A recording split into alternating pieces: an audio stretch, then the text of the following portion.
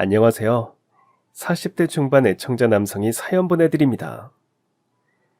며칠 전의 일이었습니다. 집 수도가 아무리 고쳐도 자꾸만 말썽을 부리더니만 급기야 그날따라 수도꼭지만 틀면 녹물이 나오기 시작했어요. 그런 와중에 7살 쌍둥이 아들 녀석들은 밖에서 친구들이랑 축구라도 한 판 거하게 뛰었던 모양인지 온몸이 흙투성이가 되어서 돌아왔더라고요. 흐뭇한 미소를 머금은 저는 씻기 귀찮다면서 투정을 부리는 두 아들 녀석의 손을 질질 끌고 동네 목욕탕으로 향했는데요. 계산을 마치고 막 남탕으로 들어가려는데 처음 보는 모자가 실랑이를 벌이는 목소리가 들려왔습니다. 그래서 돌아보았더니 4~5살쯤 되어 보이는 남자아이가 엉엉 울면서 자기 어머니한테 이렇게 칭얼대고 있더라고요. 그냥 저 혼자서 남탕에서 씻고 나면 안 돼요? 저 혼자서도 잘 씻고 나올 수 있단 말이에요. 상황을 보아하니 그 남자아이는 어머니랑 같이 목욕탕에 들어가기 싫어서 떼를 쓰고 있는 것 같았는데요. 혼자서라도 남탕에 들어가겠다는 아이와 위험해서 안 된다는 어머니의 실랑이를 지켜보면서 저는 문득 어릴 적 기억을 떠올렸습니다. 어린 시절에 저도 어머니랑 같이 목욕탕에 들어가기가 싫어서 엉엉 울며 떼를 썼던 적이 있었거든요. 어릴 적 저는 아버지를 자주 만날 수 없는 처지였습니다. 당시 저희 아버지께서는 강원도 최정방 부대에서 근무하시는 육군 장교였는데요. 반면에 저희 어머니께서는 경기도 수원에서 직장 생활을 하는 분이셨어요. 그러다 보니 저희 가족은 자연스레 아버지와 떨어져 지낼 수밖에는 없었고, 어린 저와 두 여동생들은 당연히 어머니와 함께 경기도 수원에서 살게 되었죠. 처음에는 이렇다 할 문제는 없었습니다. 아버지께서는 시간이 날 때마다 꼬박꼬박 집에 와주셨고, 어머님께서도 직장 생활로 바쁜 와중에도 아버지의 빈자리를 참 잘 메꾸어 주셨거든요. 두 여동생들도 오빠인 저랑 아주 잘 놀아주었고요. 하지만 여동생들이 유치원에 다니게 되면서부터 저는 조금씩 외로워지기 시작했습니다. 이런 상황이 자주 벌어졌거든요. 오빠, 우리는 전쟁놀이랑 공놀이 별로 재미없어. 그러니 우리끼리 인형놀이랑 소꿉장난하고 놀래. 오빠는 혼자 알아서 놀아. 그치만 다 같이 놀아야 재밌는 거잖아. 나 혼자 무슨 재미로 놀아. 그럼 오빠도 우리랑 같이 인형놀이 할래? 되게 재밌는데. 아니야, 인형놀이는 너희들끼리. 나는 혼자서 만화영화 볼래. 네, 맞습니다. 여동생이 유치원에 다니게 되면서부터 서로의 관심사가 달라지더라고요. 남자인 저는 동생들과 활동적인 놀이를 하고 싶어 했지만, 여자인 동생들은 인형놀이나 소꿉장난 같은 것들을 훨씬 좋아하게 되었거든요. 그런 와중에 집에 남자는 저 혼자였습니다. 아버지가 집에 계셨다거나 남자 형제가 딱 하나만이라도 있었다면 같이 전쟁놀이도 하고 공놀이도 했을 텐데, 그럴 수가 없는 상황이었던 거죠. 그런 외로움을 견디다 못한 저는 하는 수 없이 동생들이 원하는 놀이를 함께 해보려고 노력을 했었던 적도 분명히 있었어요. 하지만 남자인 저는 인형이 대체 뭐가 귀엽고 이쁘다는 건지, 소꿉장난이 뭐가 재밌다는 건지를 전혀 이해할 수가 없었습니다. 심지어 그런 와중에 저는 남자아이로서 계속해서 성장해 나가기 시작했어요. 여자들은 쉽게 이해하지 못할 남자들만의 생각과 고민을 시작하게 된 거죠. 그럴수록 저는 자꾸만 더 외로워졌습니다. 오죽했으면 어머니한테 엉엉 울며 이런 말도 안 되는 투정까지 부리게 될 정도였죠. 엄마, 나 형 하나만 만들어주세요. 뜬금없이 그게 무슨 소리니? 동생을 하나 더 낳아달라는 것도 아니고 이제 와서 형을 어떻게 만들어줄 수가 있겠어. 그럼 삼촌이라도 만들어주세요.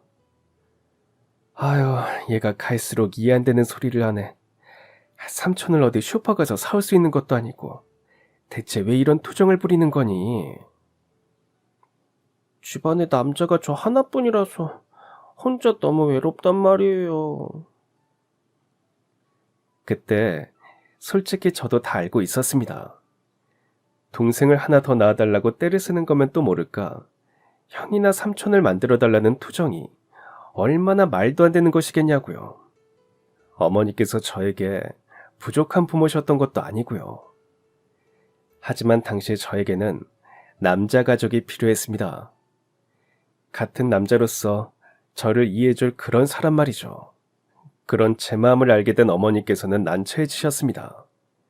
아들의 고충을 해결해 주려면 남자 가족을 데려다 주어야 하는데 그렇다고 한들 최전방에서 나라를 지키고 있는 아버지를 억지로 전역시킬 수도 없는 일이었거든요.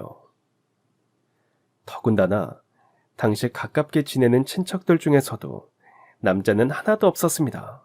할아버지와 외할아버지 두 분 모두 일찍 돌아가셨던 데다가 양가 식구들이 모두 시집 못 간 고모나 이모들밖엔 없었거든요. 상황이 그러다 보니 저와 어머니의 고민은 갈수록 깊어만 갔습니다. 제가 느끼는 외로움은 자꾸만 커져가는데 어머니께서 해주실 수 있는 일이 현실적으로 없었으니까요. 그러던 어느 날의 일이었습니다. 그날도 여동생들은 둘이서만 인형놀이를 했고 저는 거실에서 혼자 외롭게 만화영화 비디오를 보고 있었는데요. 갑자기 초인종이 울려서 나가보니까 제 또래에 처음 보는 남자의 하나가 시루떡을 한 접시 들고 서 있더라고요. 난 김재훈. 오늘 이 동네로 이사 왔어. 네 이름은 뭐야? 난 조영수라고 해. 만나서 반가워, 영수야. 근데 집에 어른들 안 계셔? 아빠가 이웃분들께 시루떡 돌리라고 심부름 보내셔서 찾아온 건데. 떡은 내가 대신 받을게. 우리 엄마는 회사 가셨거든. 알았어. 대신 너 혼자 먹지 말고 엄마한테 꼭 말씀드려야 된다. 재훈이라고 했지. 혹시 지금 바빠? 심부름 다 끝나서 이제 안 바빠. 근데 그건 왜? 우리 집에 만화영화 비디오 많거든. 안 바쁘면 나랑 같이 비디오 보면서 놀래? 오, 그럼 후레쉬맨 있어? 아니면 바이오맨도 괜찮은데. 응, 둘 다 있어. 나도 후레쉬맨이랑 바이오맨을 제일 좋아하거든. 그렇게 저희는 거실에 나란히 앉아 시루떡을 먹으며 온종일 만화영화 비디오를 보았는데요. 그러다가 둘이 서로의 어깨에 고개를 기댄 채로 깜빡 잠이 들었던 모양이더라고요. 한참 단잠에 빠져있던 저희가 정신을 차리게 된 건 재훈아, 재훈이 어딨니? 하고 외치며 돌아다니는 재훈이네 아버지의 목소리가 들려왔기 때문이었습니다. 진짜 큰일 났다. 친구네 집에서 놀다가 들어간다고 아버지한테 전화 드리는 걸 깜빡했거든. 저희는 휘둥그레진 눈으로 서로를 바라보았고 사태의 심각성을 깨닫기가 무섭게 창밖을 내다보았습니다. 그랬더니 글쎄 이미 해가 뉘엿뉘엿 저물고 있더라고요. 거리에는 동네 어른들이 모두 나와서 재훈이를 찾아 돌아다니고 있었고요. 그날 처음 이사 온 어린아이가 이웃집에 떡을 돌리러 나가놓고 해가 저물도록 소식조차 없으니 당연히 온 동네가 발칵 뒤집힐 법도 했어요. 심지어 재훈이를 찾아서 거리를 돌아다니는 어른들 중에는 저희 어머니도 끼어 있었습니다. 퇴근하고 집으로 돌아오던 도중에 이사 온 집 아들이 없어졌다는 이야기를 듣고선 집에 들어오지도 않은 채로 급하게 그 집 아들을 찾아다니기 시작한 것이었죠. 그날 그 사건의 결과는 아주 호된 꾸지람이었습니다. 특히나 재훈이 아저씨가 아주 크게 화를 내셨어요. 재훈이 너 최소한 전화 정도는 했어야지. 아빠가 얼마나 걱정했는 줄 알아? 엄마 찾아서 멀리 가버린 줄 알고 하루 종일 물도 한 모금 안 넘어갔어. 그런 재훈이네 아저씨를 저희 어머니께서 말리셨습니다. 너무 뭐라고 하지 마세요. 잘못은 오히려 저희 아들이 했는걸요. 친구한테 집에 전화부터 하라고 말해줬어야 하는데 부모로서 제가 대신 사과드립니다. 영수 너도 아저씨한테 얼른 사과드려. 죄송합니다. 제가 그동안 혼자 너무 외롭게 지냈거든요. 오랜만에 마음 맞는 친구를 사귀게 되어서 너무 기쁘다 보니까 집에 전화드리라고 얘기하는 걸 까먹었어요. 제 잘못이니까 재훈이한테 너무 뭐라고 하지 말아주세요. 그러자 어머니께서 재훈이네 아저씨에게 제가 왜 외롭게 지냈는지 이야기해 주셨고, 모든 이야기를 묵묵히 들은 아저씨께선 저를 향해 뜻밖의 말씀을 꺼내셨어요. 영수 너 지금 제일 먹고 싶은 게 뭐야? 감자탕이요. 저희 집에 감자탕 좋아하는 사람은 저랑 아버지뿐인데 아버지는 멀리 강원도에 계셔서 감자탕을 먹어본 지가 벌써 몇 달은 된 것 같아요. 그럼 지금 제일 하고 싶은 일은 뭐니? 남탕에서 목욕하는 거요. 아저씨랑 우리 재훈이가 제일 좋아하는 음식도 감자탕이야. 이렇게 서로 알게 된 것도 인연이니까 우리랑 같이 가서 감자탕도 먹고 오는 길에 목욕탕에도 들르자. 너희 어머니께서 허락하신다면 오늘은 우리 집에서 자도 좋고. 그날 재훈이와 함께 길을 나선 저는 꿈만 같은 시간을 보냈습니다. 진한 감자탕 국물에 라면 사리까지 넣어서 냄비 하나를 뚝딱 해치웠고요. 목욕탕에 가서 재훈이랑 둘이 누가 잠수를 오래 하나 시합도 했어요. 그리고 그날 밤 저는 재훈이네 방에서 재훈이랑 나란히 누워 이런저런 이야기를 나누다 잠들었습니다. 이야기를 들어보니까 재훈이네 가족은 이혼 가정이더라고요. 부모님께서 성격 차이로 인해 이혼을 하게 되면서 형은 어머니랑 재훈이는 아버지랑 이렇게 각각 떨어져서 지내게 된 것이었거든요. 재훈이는 아주 각별한 사이였던 친형을 무척이나 그리워하고 있었습니다. 반면에 저는 남자 가족이 꼭 필요한 상황이었고요. 그래서 저는 용기 내어 말했습니다. 너는 생일이 몇 월이야? 나 12월이야. 그럼 내가 형이네. 내 생일은 4월이거든. 그래서 말인데 내가 너한테 형이 돼서 친형의 빈자리를 내가 채워줄게. 나도 남자 가족이 있으면 좋겠다고 계속 생각해왔거든. 그렇지만 동생은 싫어. 생일은 내가 늦어도 나이는 서로 똑같잖아. 대신 친구하자.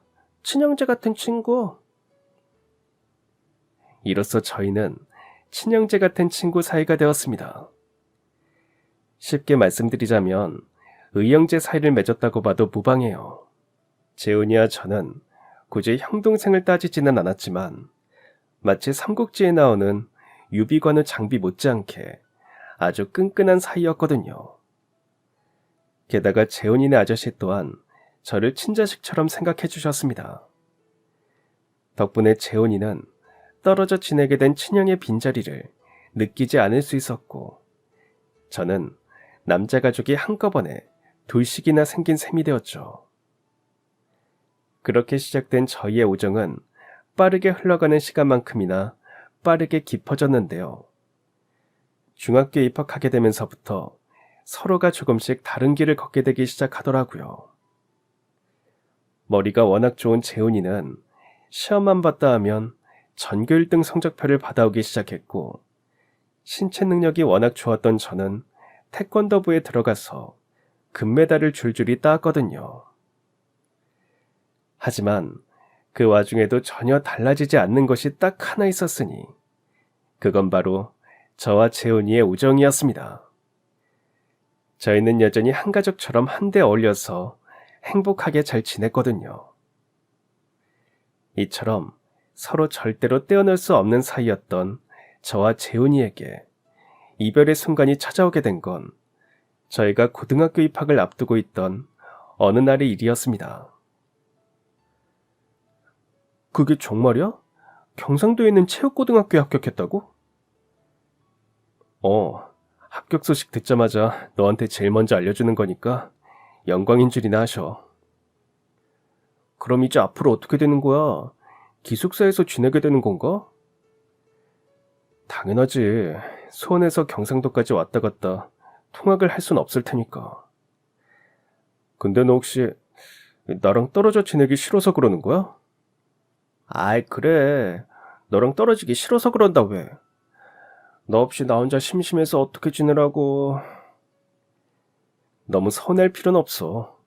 우리가 몸만 떨어지는 거지 마음까지 멀어지는 건 아니니까. 안 그래? 그제서야 재훈이는 얼굴에서 서운한 기색을 거두었지만 마음엔 저랑 떨어져 지내게 되었다는 사실이 여전히 아쉬운 모양이었습니다. 그래서였을까요? 뜬금없이 이런 얘기를 꺼내더라고요. 그럼 기숙사 들어가기 전에 추억여행이라도 한번 다녀오자. 우리 아버지가 언제 한번 영수 너랑 같이 캠핑이라도 가서 우리끼리 좋은 추억이라도 쌓고 돌아오면 좋을 것 같다고 하셨거든. 얼마 뒤 저는 재훈이네랑 가까운 캠핑장으로 여행을 떠났습니다. 비록 매섭게 추운 날씨였지만 혈기왕성한 세 남자가 똘똘 뭉쳤기에 추위쯤은 아무런 문제도 되지 않았죠. 즐거운 일정들을 모두 마친 저와 재훈이는 어릴 적 처음 친구가 되었던 그날처럼 한 이불을 덮고 누웠습니다. 그리고는 이렇게 약속했죠. 앞으로도 우리 우정 영원히 변치 말자고. 장차 자식들 세대한테까지 물려주자고. 그런데 제가 눈을 뜬 곳은 뜻밖에도 캠핑장이 아닌 병원 입원실이었습니다. 침대 곁에 놓인 달력을 보니 제가 일주일씩이나 병원에 누워 있었더라고요. 바로 그 순간 오른쪽 손등에 아주 극심한 고통이 느껴지기 시작했습니다. 급하게 확인해 보니까 손등부터 팔뚝까지 붕대가 칭칭 감겨 있더라고요. 도무지 이해가 되지 않는 일이었습니다. 저는 분명 캠핑장에서 재훈이랑 같이 잠자리에 들었는데 일주일씩이나 지나서 병원에서 정신을 차린 상황이었거든요. 물론 그런 와중에도 저는 재훈이랑 아저씨 걱정부터 했습니다. 두 사람이 병실에 없었거든요. 그래서 저는 두 사람이 혹시라도 저보다 훨씬 많이 다쳐서 중환자실에 있는 건 아닌가 하는 두려움에 빠져들었는데요. 때마침 어머니께서 병실로 들어오셨습니다. 엄마, 재훈이랑 아저씨는요? 지금 어디 있어요? 아휴, 역시 두 사람 걱정 먼저 하는구나. 근데 너 진짜 아무것도 기억나지 않는 거니? 재훈이랑 같이 잠들었던 일까지만 기억나요. 눈 떠보니까 병원이고요. 이게 대체 어떻게 된 일이에요? 그날 새벽에 캠핑장에서 큰 화재 사고가 있었어. 그 바람에 너가 병원에서 눈을 뜨게 된 거고. 의사 선생님께서 오른쪽 발에 화상을 입은 것 말곤 큰 문제 없다니까 이제 마음 푹 놓으렴. 전 괜찮으니까 재훈이랑 아저씨가 어떻게 됐는지 말씀해 주세요. 설마 많이 다친 건가요? 그러자 어머니께서는 잠시 생각에 잠기셨다가 이내 대답을 해주셨습니다. 재훈이랑 아저씨도 다행히 무사해. 그러니 아무 걱정 말렴무나. 재훈이랑 그 집 아저씨는 지금 서울에 있어. 이혼했던 재훈이네 엄마가 사고 소식 듣고 놀라서 병원으로 달려왔더구나.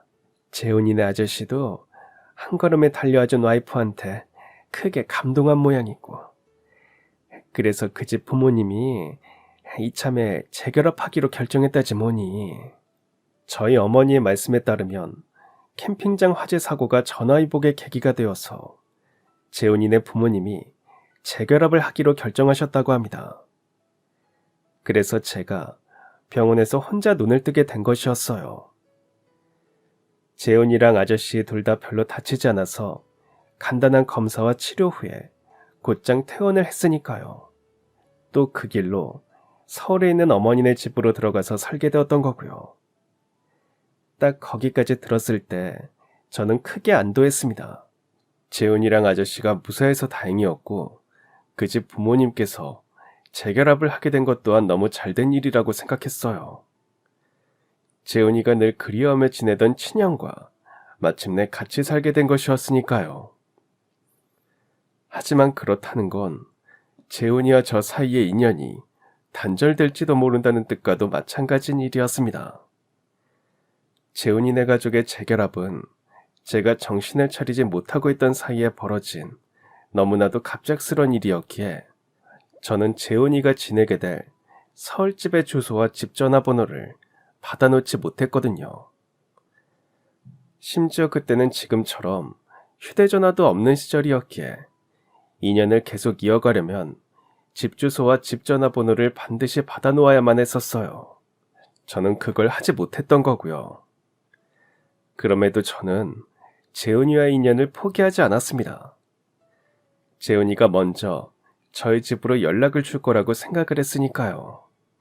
저는 그런 희망 하나로 고된 입원 치료를 이겨내었고 최고진하게 아무런 지장도 없다는 진단과 함께 순조롭게 퇴원해 집으로 돌아갔습니다.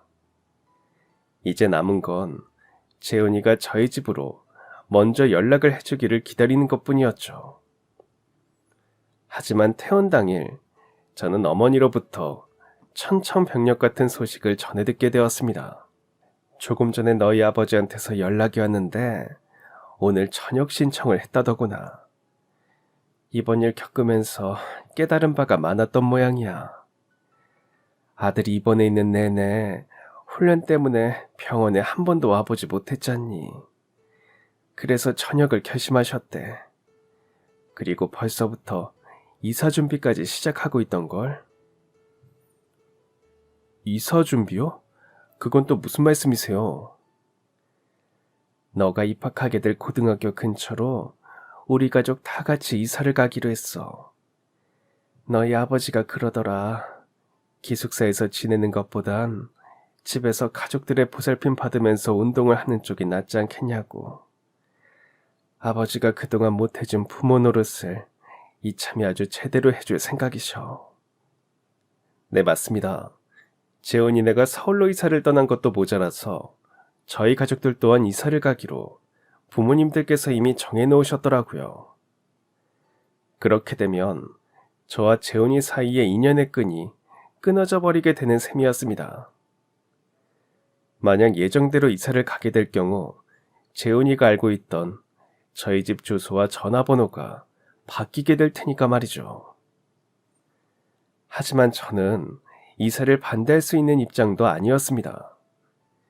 아버지께서 아들인 저를 곁에서 보살펴 주시기 위해 이미 전역 신청까지 해버린 상황이었기 때문이었습니다.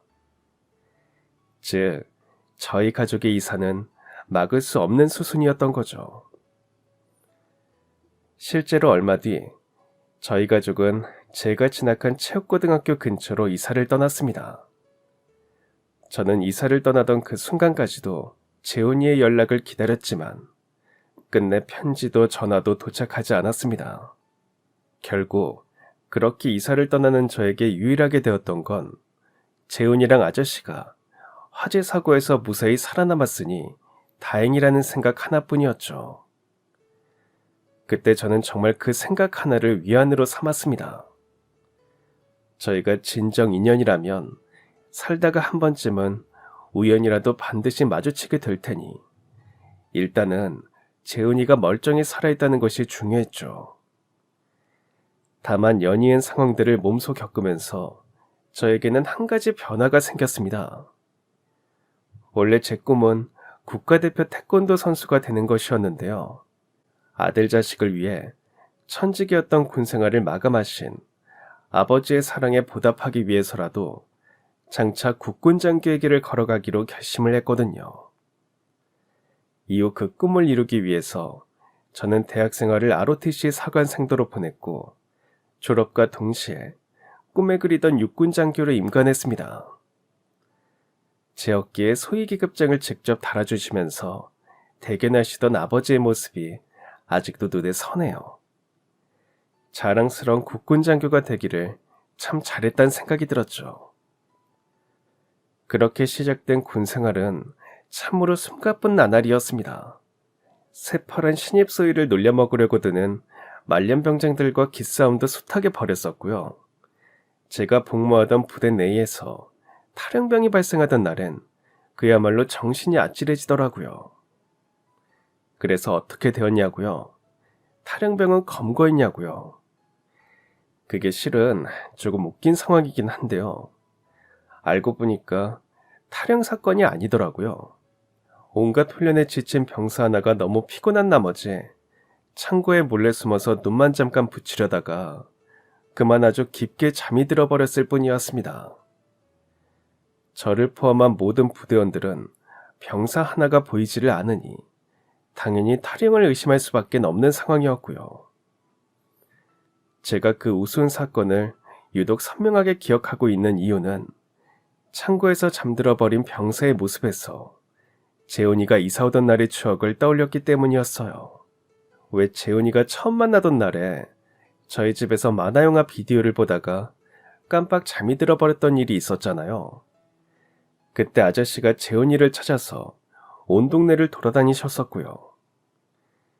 그래서 제가 창고에 숨어서 잠든 병사를 보면서 재훈이와의 기억을 떠올렸었던 거예요. 없어진 아들을 찾아다니던 재훈이네 아저씨 마음도 오늘 온종일 탈영병을 찾아다니던 내 마음이랑 똑같이 타들어갔었겠구나 싶은 생각이 들었거든요. 아무튼 어느덧 저는 육군 중위로 진급을 하게 되었고 휴전선 철책 경계 근무를 서는 최장반 부대 소대장으로 발령을 받았습니다. 그리고 그곳에서 아주 어마어마한 짠돌이 한 사람을 만나게 되었어요. 문제의 그 짠돌이는 저의 임관 동기이자 바로 옆 이소대 소대장이었는데요. 첫인상부터가 아주 충격적이었어요. 당시 저는 짠돌이랑 병사 하나랑 이렇게 셋이서 같이 길을 걷고 있었는데요. 병사가 바닥에 떨어져 있던 100원짜리 동전 하나를 발견하기가 무섭게 짠돌이가 득달같이 달려가 동전을 집어들더니만 병사를 향해 이렇게 외치더라고요. 발견은 네가 있지만 먼저 준 건 나다.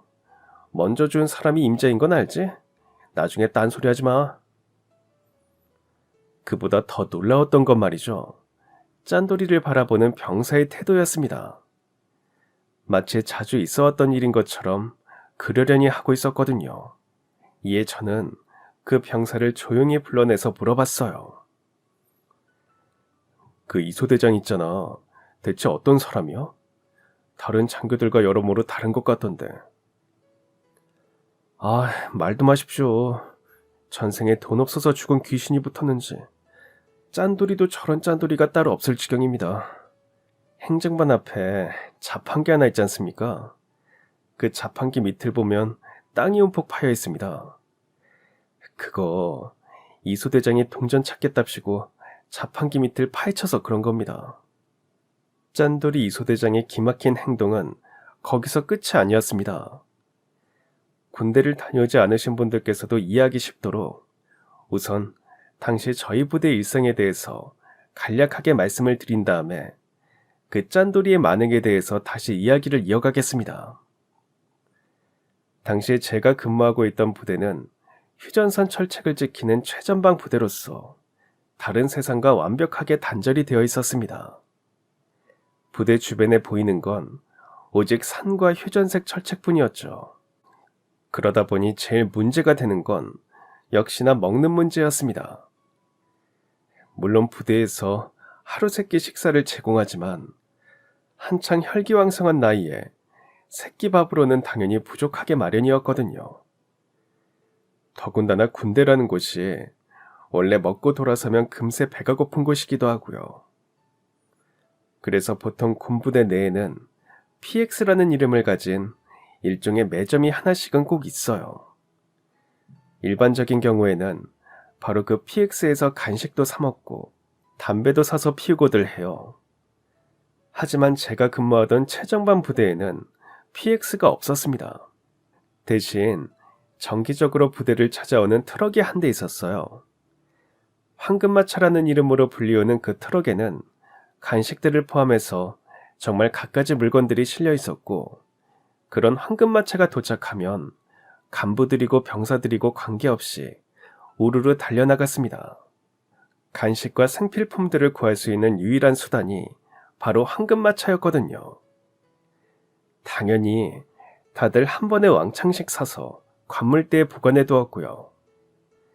날씨가 궂으면 길게는 한 달이 넘는 시간 동안 황금마차가 오지 않는 경우가 종종 있었기에 그럴 때를 대비해서 한 번에 왕창 사서 쟁여둘 수밖에 없었던 거죠. 지금까지 말씀드린 내용을 바탕으로 우리 다 같이 병사들 입장에서 한번 생각해 보자고요.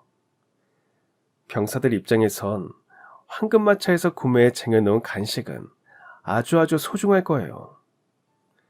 황금마차가 다음에 또 언제 올지 모르니 두고두고 조금씩 아껴 먹어야 할 겁니다. 그런 상황에서 소대장이라는 사람이 병사들이 아껴놓은 간식을 여기저기 얻어먹고 다닌다면 병사들 기분은 당연히 좋지 않을 거예요. 대한민국 장교로서 절대로 해선 안 되는 행동일 테고요. 그런데 그 절대로 해선 안 되는 행동을 일삼던 사람이 바로 그 문제의 짠돌이 이소대장이었습니다. 소대장으로서 부하 장병들에게 간식을 사주지는 못할 망정 단 한 번도 자기 돈으로 황금마차에서 물건을 구매하는 꼴을 못 봤습니다.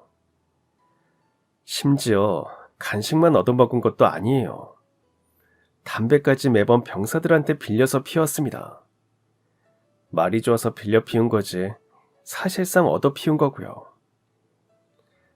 물론 이소대장의 짠돌이 짓거리는 거기서 끝이 아니었습니다. 이제는 하다하다 짠돌이 짓거리 수준을 넘어서 거의 기행 수준에 이르더라고요. 야 임마 이소대장, 너 혹시 창고에서 버섯 키웠냐? 네, 혹시 보셨습니까? 나 혼자 발견했으면 차라리 다행이지. 대대장님이 먼저 발견하시고선 군대 잘 돌아간다면서 한 소리 하셨다고. 너 대체 무슨 생각으로 그런 짓을 벌인 거냐? 똑바로 대답해. 세상에나 맙소사. 육군 장교가 부대 안에 있는 창고에서 버섯을 재배하다가 걸리다니. 저는 그런 이야기를 듣고 있는 제 귀를 의심했어요. 하지만 사실이더라고요. 심지어 짠돌이의 대답마저도 아주 일품이었습니다. 제가 돈이 많이 필요한 상황이라서 휴가 때 가지고 나가 팔 생각으로 조금씩 키워본 겁니다. 한 번만 눈 감아주신다면 다시는 그러지 않겠습니다. 그래서 어떻게 되었냐고요? 워낙 전례가 없던 사안이었던 덕분에 짠돌이는 완전 군장으로 연병장 뺑뺑이를 도는 가벼운 징계만 받았을 뿐 군 생활이 끝장나거나 하진 않았어요. 대대장님 입장에서도 밑에 있는 소대장 하나가 창고에서 버섯을 재배하다가 발각되었다는 보고서를 상급 부대에 보낼 순 없었기에 그저 유야무야 넘어가게 된 거죠. 아무튼 온종일 연병장 뺑뺑이를 돈 짠돌이는 파김치가 되어서 돌아왔습니다. 그때 저는 지쳐있는 짠돌이를 보며 이참에 반성 제대로 했을 거라고만 생각했었는데요. 이게 웬걸 전혀 아니더라고요. 야, 이 소대장, 혹시 먹을 것 좀 있으면 주라. 우리 소대원들이 꼽을 쳐놓은 건 이미 바닥이 난 것 같거든. 네가 오죽 얻어먹었으면 소대원들 간식에 바닥이 났겠냐? 제발 부탁인데 소대장으로서의 체면 좀 지켜. 옆에서 지켜보는 내 얼굴이 화끈거릴 정도인데 너네 소대원들이 뒤에서 얼마나 흉보고 있겠냐? 그래도 어쩔 수 없어. 그렇게 해서라도 악착같이 월급을 모아야 공부 잘하는 내 동생 유학 보내줄 수 있거든. 우리 집안 사정이 은근히 복잡한 편이라서 어릴 때 동생이랑 꽤 오래 떨어져 지냈었거든. 떨어져서 지내는 동안 동생이 사고로 거의 죽을 뻔했었고. 그래서 난 동생만 생각하면 마음이 아파. 그래서 내가 해줄 수 있는 건 다 해주고 싶어. 마냥 기행을 일삼는 정신나간 짠돌이라고만 생각했었는데 알고 보니까 그런 사연이 있더라고요.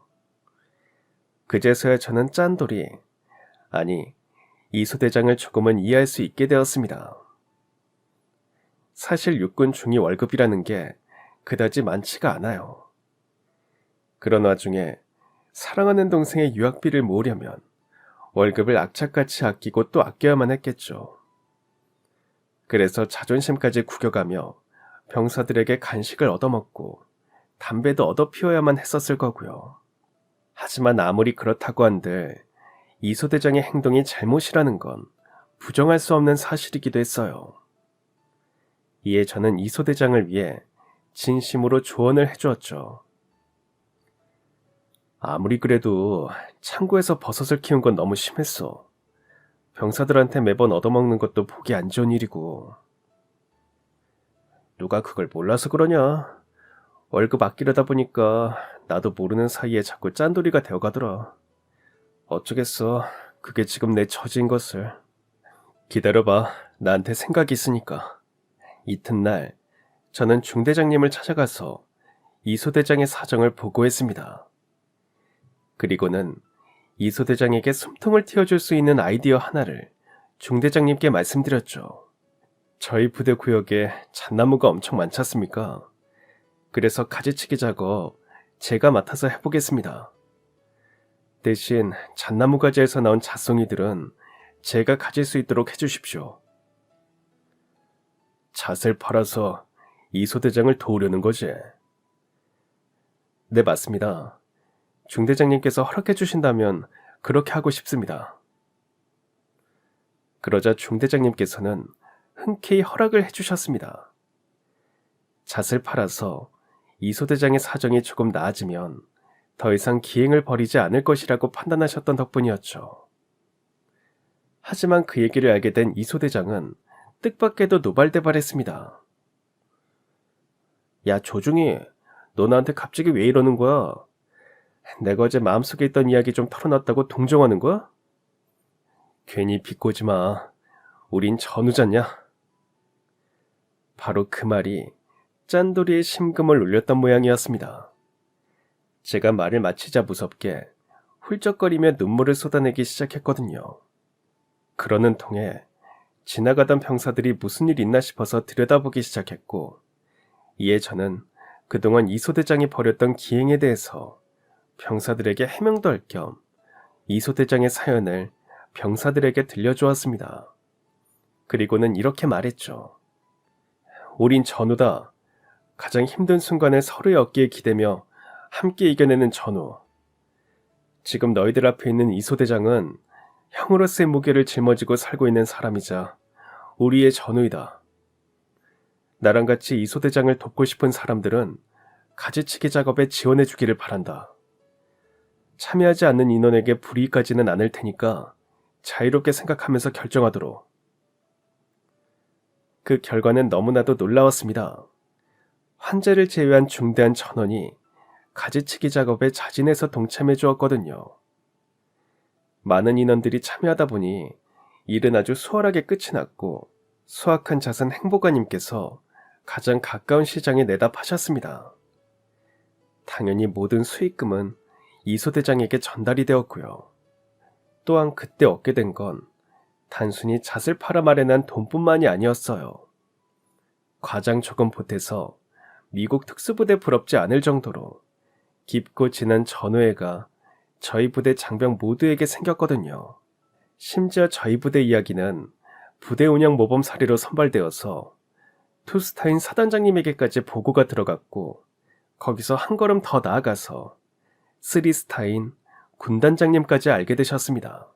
저희 부대원들의 뜨거운 전우에 감동한 군단장님께선 사비로 회식용 돼지 한 마리를 마련해 내려보내 주셨고, 동시에 너무나도 큰 선물 하나를 해주셨습니다. 그 선물은 바로 저희 부대에 가족 방문 행사를 열어주신 것이었죠. 그 소식을 들은 모든 병사들이 환호했습니다. 원래 최전방 철책부대는 보안상 면회가 불가능하거든요. 특별히 예외적인 경우가 아니라면 원칙상 외박이나 휴가도 나갈 수가 없고요. 그래서 다들 가족을 만난 지 너무 오래되어 그리움만 커져가던 차에 군단장님께서 가족 방문 행사를 열어주셨으니 병사들이 환호를 하지 않을 수가 없었던 거죠. 마음이 들뜨기는 간부들도 마찬가지였습니다. 오랜 시간 가족을 만나지 못한 건 간부들도 마찬가지였으니까요. 그 중에서도 특히나 이소대장이 아주 많이 기뻐했어요. 동생이 부대에 찾아오기로 했거든요. 물론 저희 가족들도 부대를 방문하기로 했고요. 전혀 예기치 못한 상황이 벌어진 건 가족 방문 행사 당일의 일이었습니다. 제가 부모님과 여동생들에게 한창 부대를 소개시켜주고 있는데 어디선가 자꾸만 낯익은 목소리가 들려오더라고요. 이에 무심코 돌아본 제 눈에 들어온 건 짠돌이 이소대장이 남동생과 두런두런 대화를 나누고 있는 모습이었는데요. 남동생의 얼굴의 절반 정도가 심한 화상 흉터로 뒤덮여 있더라고요. 어릴 적에 사고로 세상을 떠날 뻔했었다더니만 그때 입은 상처인 것처럼 보였죠. 그런데 화상을 입지 않은 나머지 절반의 얼굴을 보게 된 저는 순간 목 놓아 울음을 터뜨렸습니다. 그런 저를 어리둥절 돌아본 그 남자 또한 목 놓아 울기 시작했습니다. 그렇게 저와 그 남자는 마치 부대가 떠나갈 듯 울면서 서로에게 다가가 꼭 끌어안았어요. 왜냐면 그 사람이 어릴 적 헤어진 친구 재훈이었기 때문이었습니다. 이게 대체 어떻게 된 일이야, 재훈아?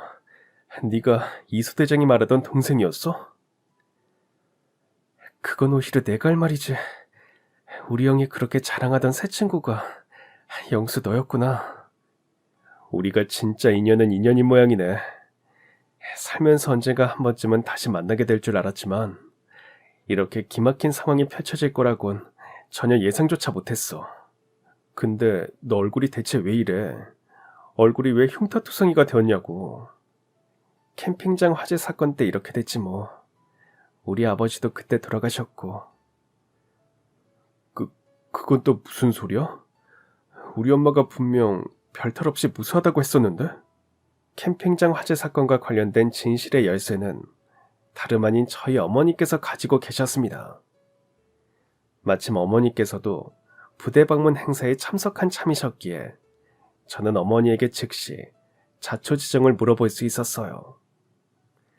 그렇게 저는 그동안 몰랐던 진실을 알게 되었죠. 재훈이가 해준 이야기가 맞단다.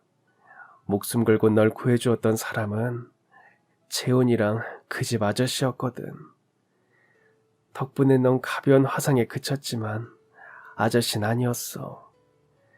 너를 구하려다가 유독가스를 너무 많이 마셔버린 나머지 응급실에 도착하자마자 숨을 거두셨거든.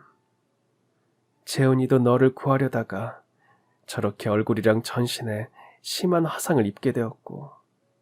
그럼 그 얘기는 어떻게 된 거예요? 재훈이네 엄마가 사고 소식을 듣고 찾아왔고 부모님이 재결합하게 되어서 재훈이가 엄마네 집으로 들어갔단 이야기 말이에요. 재훈이가 엄마네 집으로 들어간 건 맞지만 그건 보호자인 아버지가 돌아가셨기 때문이었어. 재결합 이야기는 엄마가 널 위해서 지어낸 거짓말이고 형제처럼 지내던 친구가 널 구하기 위해서 전신에 심각한 화상을 입었고 아저씨가 세상을 떠나게 되었다는 사실을 알게 되면 넌 그 충격을 감당할 수 없었을 테니까. 네, 맞습니다.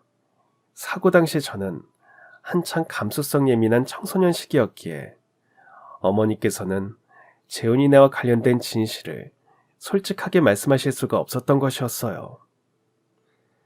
그래서 재훈이랑 아저씨가 모두 무사하다고 부모님이 재결합하게 되어서 재훈이가 엄마네 집으로 들어가서 살게 되었다는 식으로 저를 안심시켜 주셨던 거죠. 저는 그런 어머니의 마음을 충분히 이해할 수 있었습니다. 성인이 되어 진실을 들으면서도 정신이 아득해지고 심장이 저며나가는 느낌이었는데 감수성 예민한 청소년 시기의 진실을 알게 되었다면 저는 분명 그 충격을 감당할 수 없었을 테니까요. 더욱이 그날 가장 중요했던 건 과거의 진실이 무엇이었는지가 아니라 재훈이랑 제가 마침내 다시 만나게 되었다는 점이었어요. 그동안 어떻게 지내서 재훈아? 내가 좋아하는 공부하면서 열심히 살았지. 형이 어떻게 해서든 유학 보내준다고 하길래 그 돈 아껴서 형 잠깐 미천으로 쓰라면서 말리는 중이었고. 실은 우리 어머니 사업이 잘 안 풀리고 어릴 때 내 화상 수술비도 엄청 많이 나가는 바람에 집안 사정이 많이 어렵거든. 형 장가갈 때 신혼집 전세금도 마련해주기 어려울 정도로. 아, 그동안 마음이 많이 복잡했겠구나. 화상 치료는 또 얼마나 고생스러웠을 거고. 솔직하게 말하자면 치료가 너무 고통스러워서 잠들면 내일 깨어나지 않게 되기를 바랄 정도였어. 그치. 그래서 원래 화상 치료가 가장 힘들고 고통스러운 치료라고들 하잖아. 너무 아프고 힘들다 보니까 너네 집으로 편지를 보내거나 전화를 걸 여력이 없었어. 화상 치료가 어느 정도 끝난 다음에서야 전화를 해봤지만 없는 전화번호라고 나오더라. 편지를 보내도 죄다 반송이 되었고. 그때 우리 집도 이사를 갔었거든. 하지만 그런 건 이제 아무 상관없어. 우리 이렇게 다시 만났으니까 말이야. 우리가 마지막으로 했던 약속 기억하지? 우리의 우정을 앞으로도 영원히 간직하고 자식 세대한테까지 대대로 물려주자던 약속 말이지. 당연히 기억해. 그럼 됐어.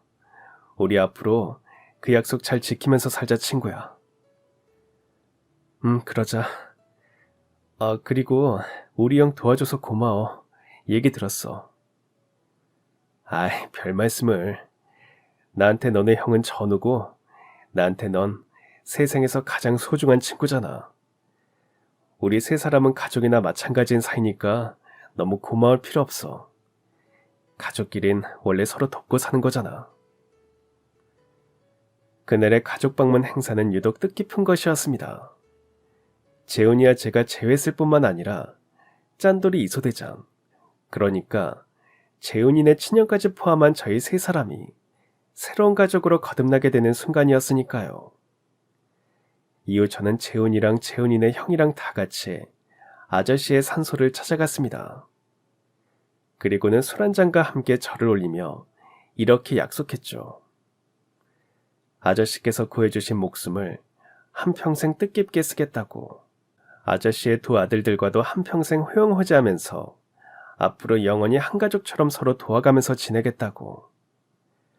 저는 그날의 약속을 오늘도 열심히 지키고 있습니다. 지금도 대한민국 육군 장교로서 조국 수호의 사명에 최선을 다하고 있거든요. 재훈이네 형도 계속해서 군복무를 이어나가고 있죠. 중2 시절엔 기행을 일삼았던 사람이 지금은 세상 그 누구보다 반듯한 군인으로 거듭났어요. 이래서 사람 일은 어떻게 될지 모른다는 말이 있는 거구나 싶더라고요. 한편 재훈이는 저랑 형이 같이 모아서 보태준 돈으로 미국 유학을 떠났고 박사 학위까지 아주 순조롭게 취득했어요. 중년이 된 지금은 국제연구소에서 일하며 열심히 국위 선양 중이죠. 그리고 얼마 전 쌍둥이 아들 녀석들을 데리고 목욕탕에 가던 중에 저의 어릴 적 모습과 참 많이도 닮아있는 남자의 하나를 마주쳤습니다. 4~5살쯤 되어 보이는 그 남자아이는 엉엉 울면서 자기 어머니한테 이렇게 칭얼대고 있었어요. 혼자서도 잘 씻을 수 있으니까 남탕에 들어가게 해달라고 말이죠. 난처한 어머니는 대답했습니다. 넌 아직 어리고 우리 집엔 아버지가 계시지 않아서 남탕엔 들어갈 수 없으니 엄마랑 같이 들어가서 얼른 목욕하자고. 그 모습을 지켜보던 저는 문득 재훈이네 아저씨와의 기억이 떠올랐습니다. 그래서 저는 그 남자아이에게 다가갔어요. 그리고는 지난날 저를 처음으로 목욕탕에 데려가 주셨던 재훈이네 아저씨와 똑같은 표정과 목소리로 말했습니다. 얘 꼬마야, 아저씨랑 같이 들어가서 목욕할까? 정말요? 진짜 그래도 돼요? 당연하지.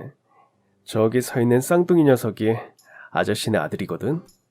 저 두 녀석들이 아주 좋은 형이 되어줄 테니까 같이 들어가서 재밌게 목욕하자꾸나. 그날 저는 새로운 인연을 하나 시작했습니다. 어릴 적 남자 가족이 필요했던 저에게 재훈이네 아저씨가 가족 같은 분이 되어주셨던 것처럼 저 또한 목욕탕 앞에서 처음 만난 그 아이에게 가족 같은 존재가 되어주고자 합니다. 제가 그 역할을 훌륭하게 해낼 수 있도록 많이 응원해 주시기를 부탁드리며 이만 사연을 마치도록 하겠습니다. 끝까지 들어주신 애청자 여러분 모두 감사합니다. 그럼 지금까지 사연 들어주셔서 감사합니다. 사연이 재밌으셨다면 구독과 좋아요 부탁드려요. 감사합니다. 안녕히 계세요.